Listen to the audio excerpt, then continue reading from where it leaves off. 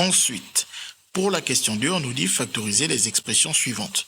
Donc, on sait que pour factoriser, soit on cherche à utiliser la factorisation avec facteur commun, soit la factorisation avec identité remarquable.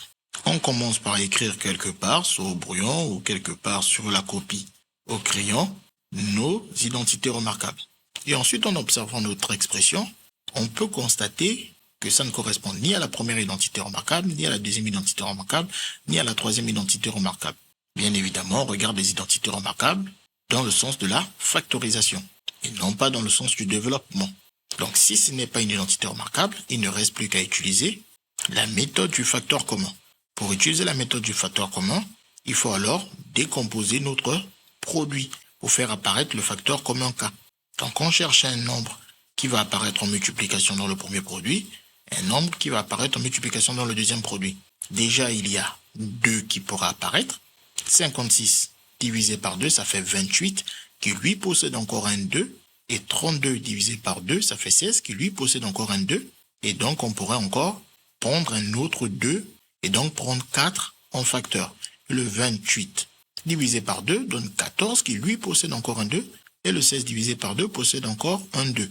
Donc, on voit même qu'on a encore un troisième 2 qu'on peut prendre en facteur. Donc, on a du 2 fois 2 fois 2 qui vaut 8. Et ici, donc, si on prend le 8 en facteur, on voit que ça nous fait du 8 fois 7. Et là, ça nous fait du 8 fois 4. En ayant 7 et 4, on voit qu'on n'a plus de facteur commun entre 7 et 4. Donc, 8 semble être un facteur commun optimal. Donc, le moins 56, on le décompose en 8 fois moins 7x. Et le 32, on le décompose en 8 fois 4. Et ensuite, on sait que la méthode nous donne k facteur de a plus b. Donc, le k, c'est le 8. On met nos parenthèses, on garde le même signe. Plus, le a n'est rien d'autre que le moins 7x. Et le b n'est rien d'autre que le 4. On obtient ainsi notre forme factorisée. Pour la question b, en observant nos expressions, on cherche toujours à savoir si on a un facteur commun. On voit ici qu'on a un produit. On voit clairement les facteurs qui sont 3x plus 1, 5x moins 4. Et en observant ici, on voit qu'il n'y a aucun de ces facteurs.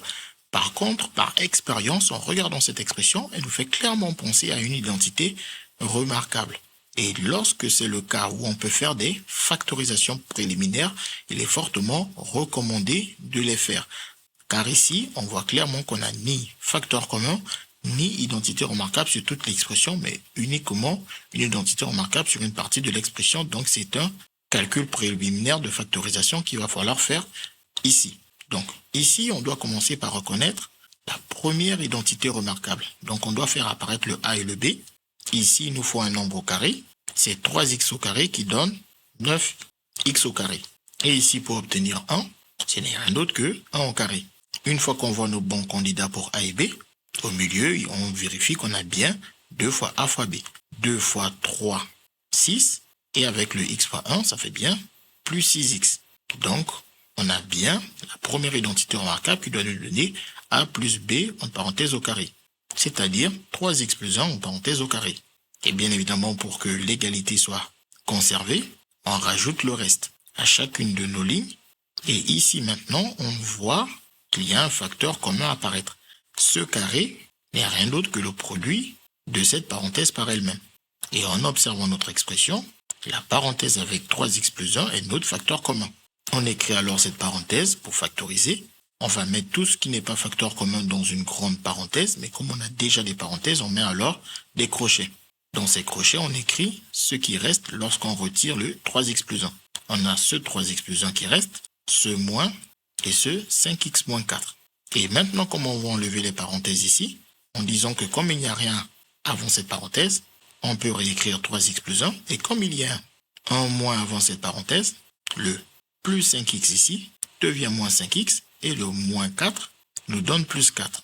On n'a plus les parenthèses intérieures, donc plus besoin d'avoir des crochets. On met des parenthèses à la place de nos crochets.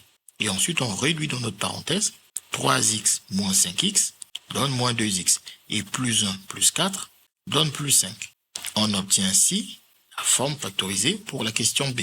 Ensuite, pour la question C, pareil, on cherche un facteur commun ou une identité remarquable. Quand on observe nos identités remarquables, on voit que ça ne correspond clairement à aucune identité remarquable dans le sens de la factorisation. Ici, on a une identité remarquable qui est déjà sous la forme factorisée. Donc, on ne va pas la développer a priori. Donc, il ne reste plus qu'à chercher un facteur commun. Ici, on a deux facteurs. Ici, on a déjà un carré qui nous dit qu'on a deux fois le même facteur. Et donc, la question, c'est où pourrait-on trouver un facteur commun?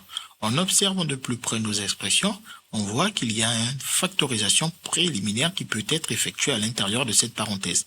À l'intérieur de cette parenthèse, on a du 2 fois 7x et du 2 fois 2 qui nous donne 4. Donc ici, on peut factoriser dans cette parenthèse par 2 pour obtenir 7x moins 2. Et ensuite, ce 2, on peut même le passer tout à gauche. Donc soit on réécrit tout pour mettre des égalités, soit on considère que ça c'est la partie de notre brouillon, à ne pas bien évidemment mettre dans la même couleur, mais pour rédiger correctement, le mieux c'est de tout réécrire. Et donc si on réécrit tout ici, on fait la même chose, on doit réécrire tout de l'autre côté. Et bien évidemment, comme on est en train de mettre en avant le facteur commun, ici on peut déjà décomposer. Comme ça on voit bien le 7x-2 apparaître comme facteur commun. Une fois qu'on a mis notre 7x-2 comme facteur commun, on écrit notre 7x-2, on ouvre des grandes parenthèses dans lesquelles on mène tout ce qui reste lorsqu'on efface le 7x-2, à savoir le 2, facteur de 5x-3, le moins, ainsi que la deuxième parenthèse en 7x-2.